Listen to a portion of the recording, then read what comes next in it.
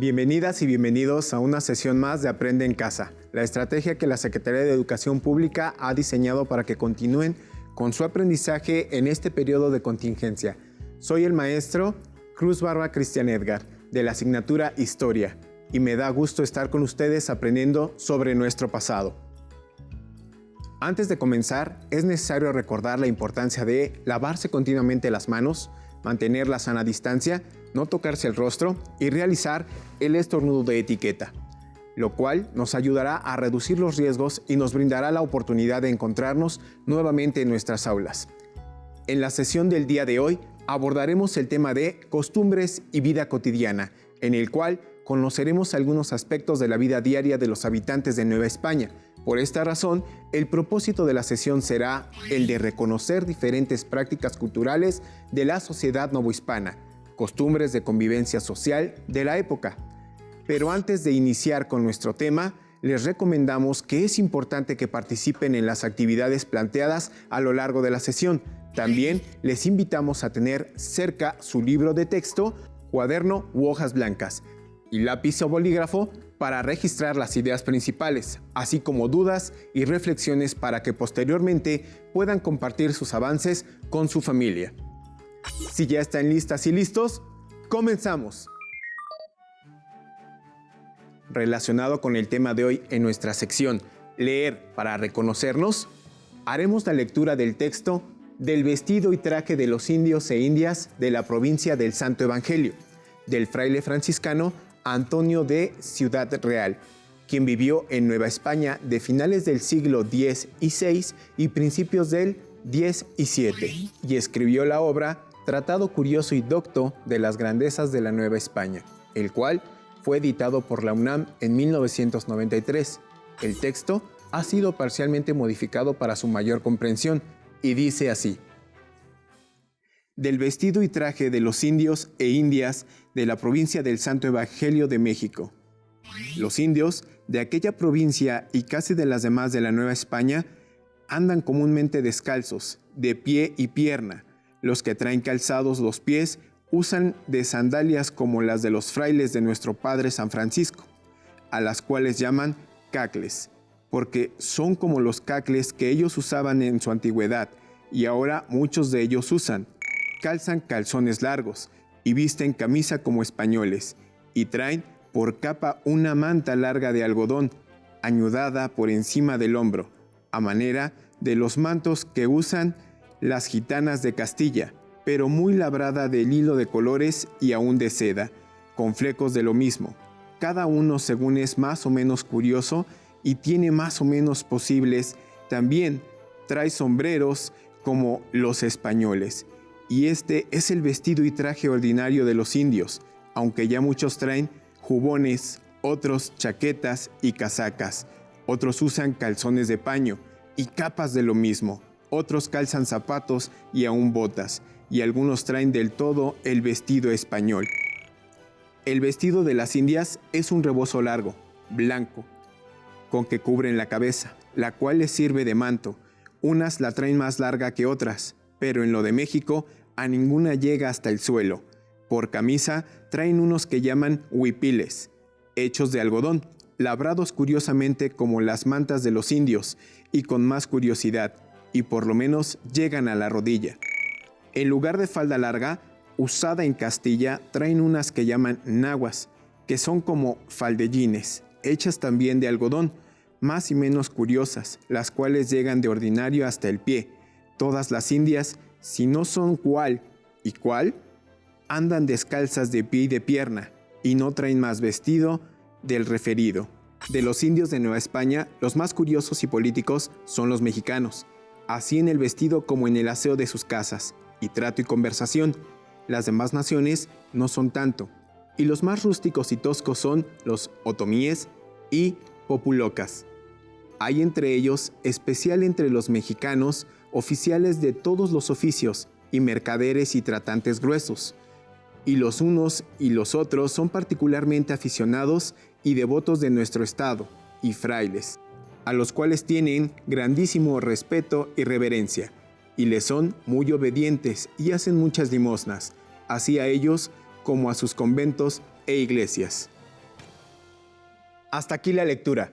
En el texto anterior pudimos apreciar cómo se vestían los hombres y las mujeres indígenas durante el virreinato. Además, pudimos notar que muchos de sus atuendos sobreviven en la actualidad, como los huipiles y las enaguas entre las mujeres, y la tela de manta en la ropa de los hombres.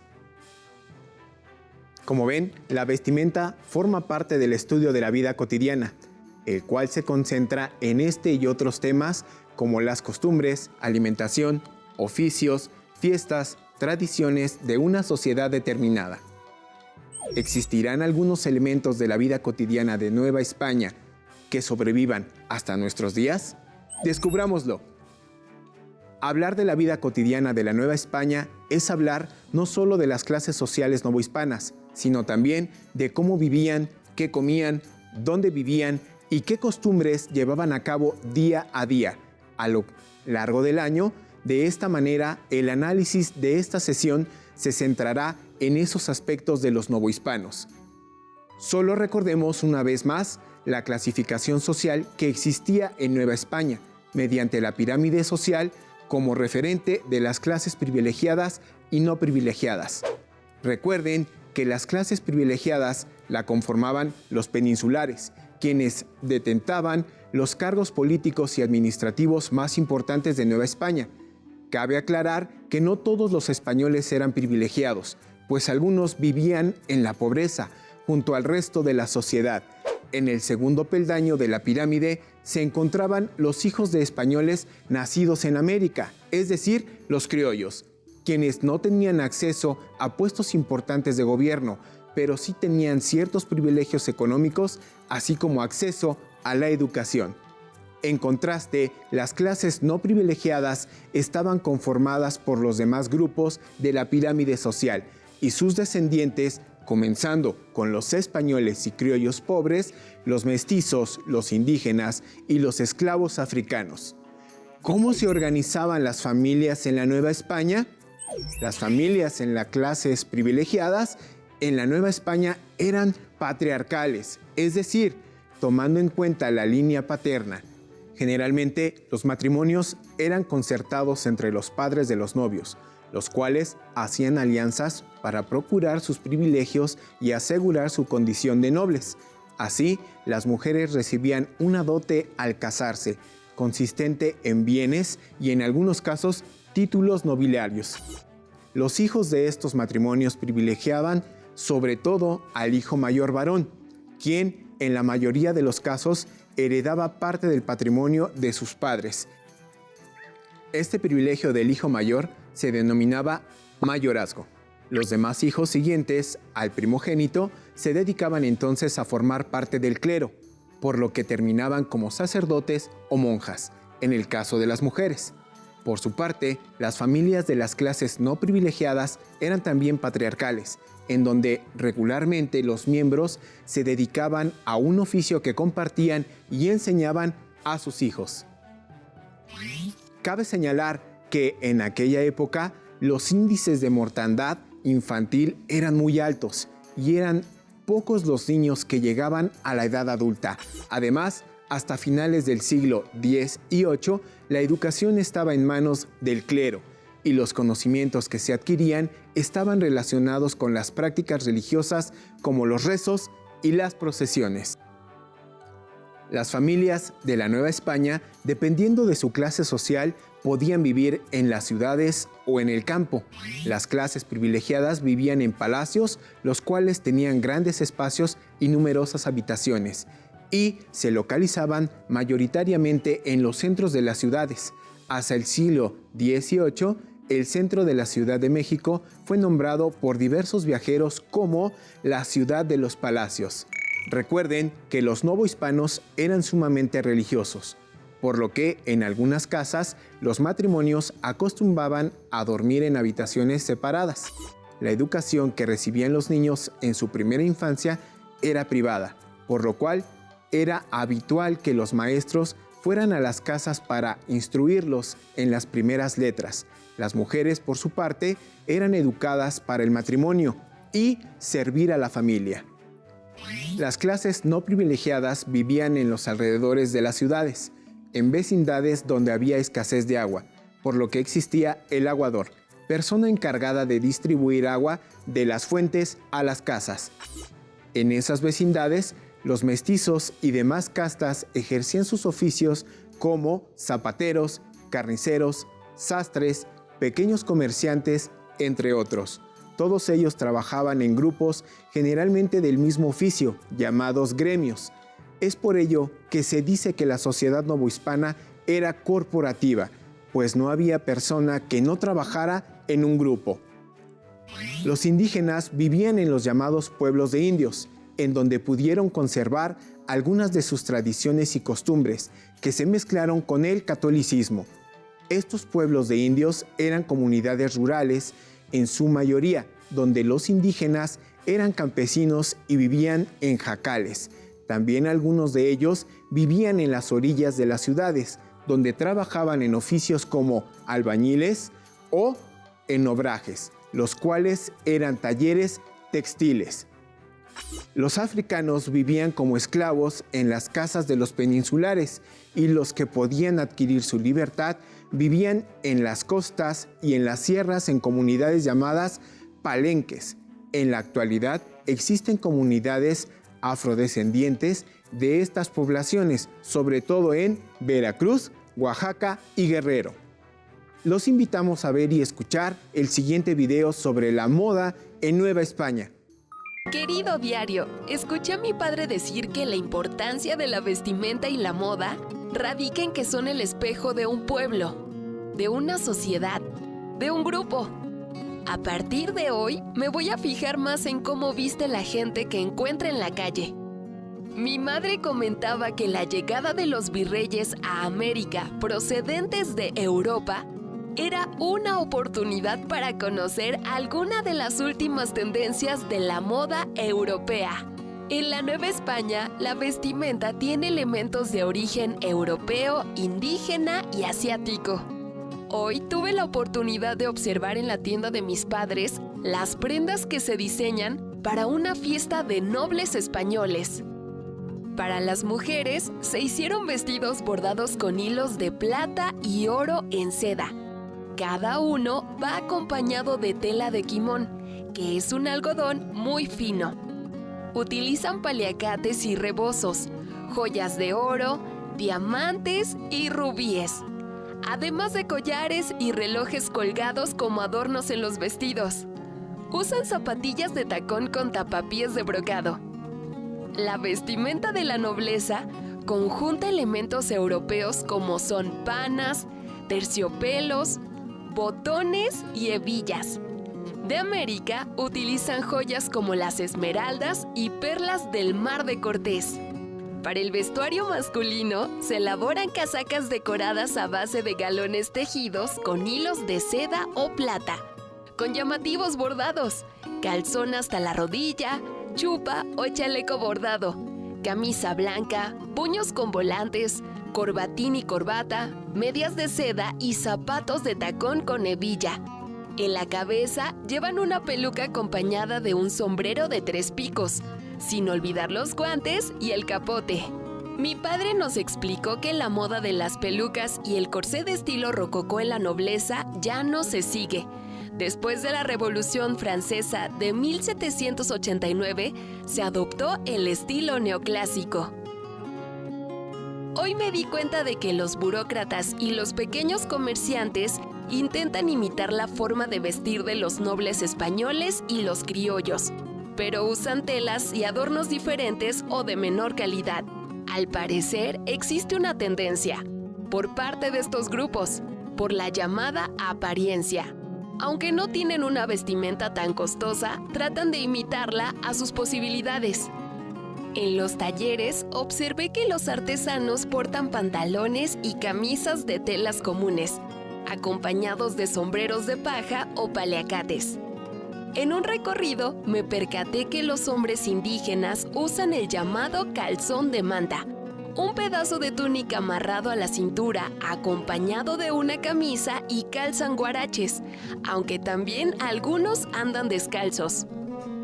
Varias mujeres indígenas portan huipil y encima el quesquémetl, bordado con diferentes motivos como animales, vegetación o figuras geométricas, además del cueitl o naguas y el mamatl, con que cargan a los niños o algún objeto en la espalda. Los materiales de los que están hechos son diversos, desde hilos indígenas hasta costuras europeas.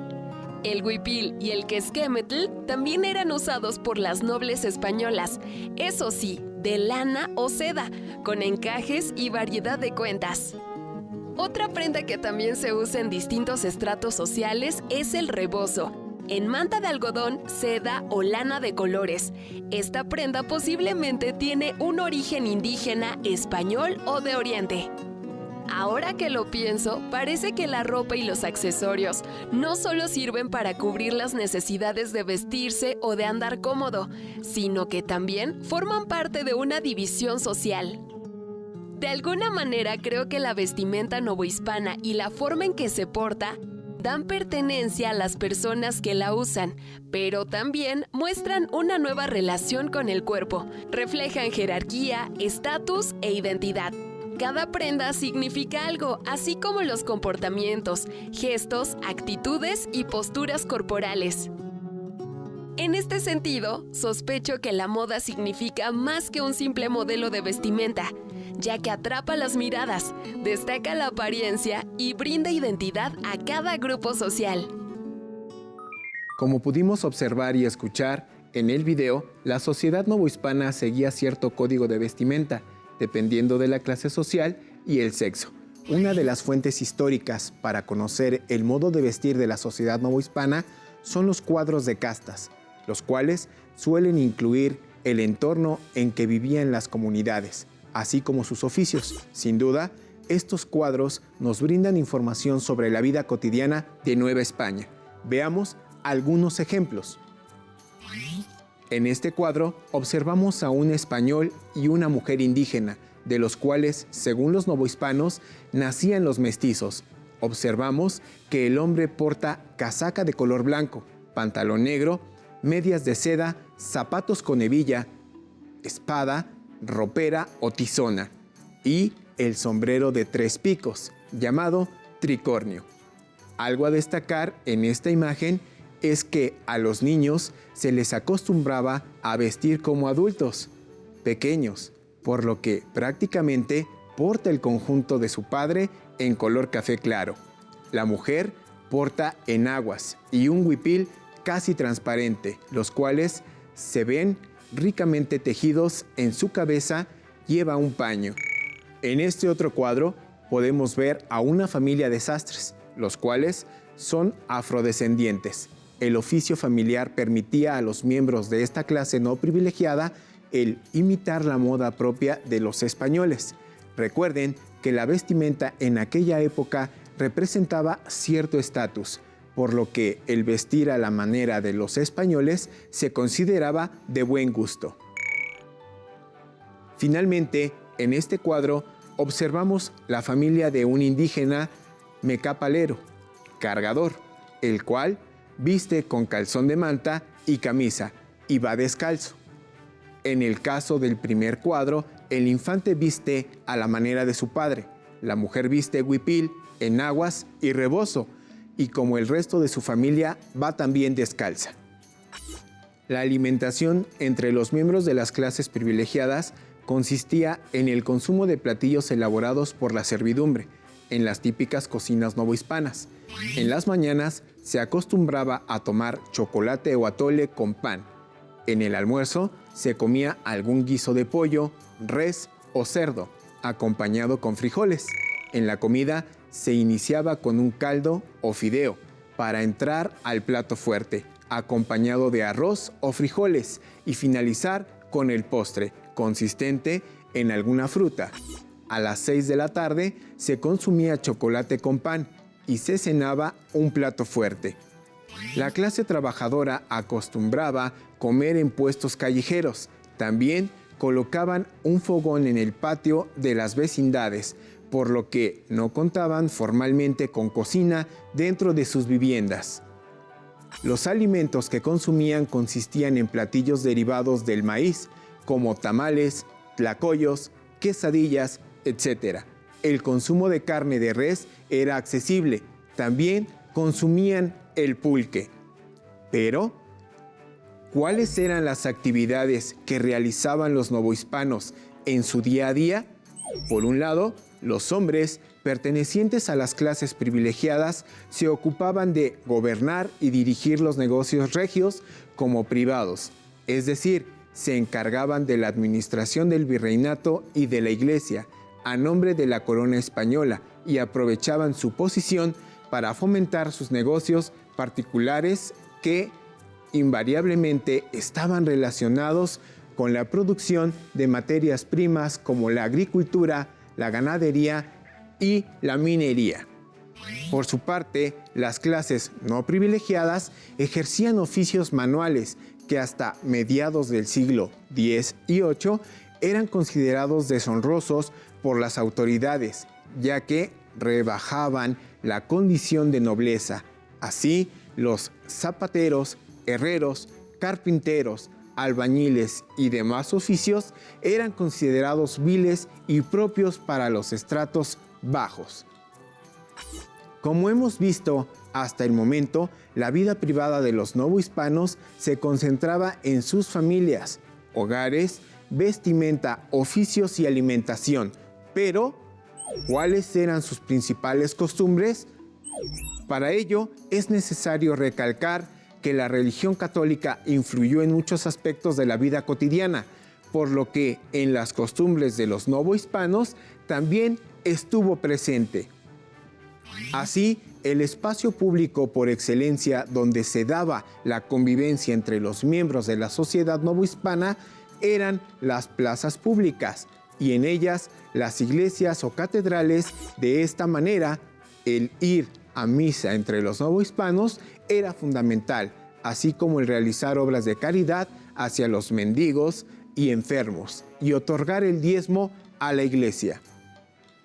Por otra parte, la iglesia y las principales organizaciones religiosas denominadas cofradías eran las encargadas de llevar a cabo las principales fiestas religiosas en la Nueva España, entre las que se encuentran las de Pascua, Corpus Christi, Semana Santa, Navidad, entre otras. En dichas celebraciones, las procesiones fueron un elemento imprescindible. Las procesiones son cuando un conjunto de personas desfilaba por una calle cargando un santo a quien estaba dedicada una fiesta. Quizás les sea familiar este aspecto, pues aún hoy en día se siguen realizando procesiones y peregrinaciones, costumbres que los mexicanos heredamos del periodo virreinal. Otros espacios de convivencia pública fueron los mercados, donde los novohispanos compraban frutas, legumbres, carnes y pescado, así como los productos de lugares lejanos como telas de seda, perlas, porcelana, cera, vinos, etc. Y si el hambre acaecía, en el acto de comprar se podían saciar en los diversos puestos de comida acompañada por el pulque. De esta manera, el pasado novohispano perdura en muchas de las acciones que hacemos en la vida cotidiana de nuestros días. Hemos llegado al final de la sesión. En ella aprendimos que para estudiar la vida cotidiana de la Nueva España es necesario acercarnos a aspectos privados como la conformación de las familias, analizar dónde vivían, su vestimenta, alimentación, oficios y costumbres. Sobre las familias novohispanas, podemos decir que éstas se organizaban mediante la línea paterna y se heredaban los bienes y oficios a los hijos mayores. Los novohispanos tenían jerarquizado el orden de sus viviendas, los grandes palacios para españoles y algunos criollos, casas donde ejercían sus oficios los mestizos y castas, y pequeñas chozas o jacales para los indígenas y africanos.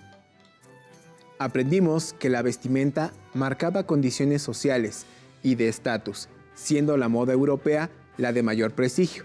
y las fuentes para acercarnos a su estudio son las pinturas de castas. Pudimos conocer cómo se alimentaban los novohispanos, así como sus oficios de acuerdo a su clase social. Finalmente, comprendimos que las principales costumbres de los novohispanos se encontraban influidas por la iglesia y la convivencia entre las clases sociales se daban en lugares públicos donde se celebraban fiestas, tradiciones y se ponían los mercados. Pero, ¿qué pasaba en otras partes del mundo mientras esto sucedía en la Nueva España? Vamos a nuestra sección Mientras tanto en el mundo. ¿Sabías que el 28 de octubre de 1746 ocurrió un terremoto en Lima y un maremoto en el puerto de El Callao, en Perú? Se considera el desastre natural más devastador en la historia de aquel país. El puerto del Callao comercializaba con el de Acapulco de Nueva España durante la época virreinal, aunque a veces se prohibió. Esto no impidió que el comercio surgiera mediante el contrabando de productos entre los puertos de El Callao y el de Huatulco en Nueva España. Antes de despedirnos, les proponemos el siguiente reto. Utilizando la información aprendida en esta sesión, deben completar el siguiente esquema de la vida cotidiana de los novohispanos.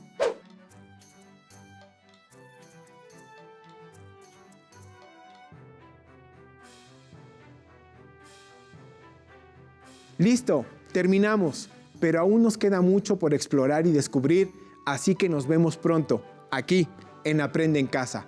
Hasta la próxima. Si tienes dudas o necesitas ayuda, llama al Centro de Apoyo Pedagógico a Distancia. El número de teléfono para secundaria es el 55 36 01 71 23.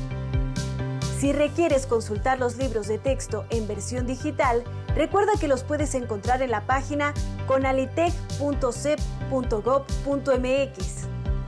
Y recuerda que también cuentas con el sitio aprendeencasa.cep.gov.mx, en donde podrás ver nuevamente los videos de los programas y además encontrarás actividades para fortalecer tus aprendizajes. También te invitamos a que consultes la plataforma nuevaescuelamexicana.cep.gov.mx.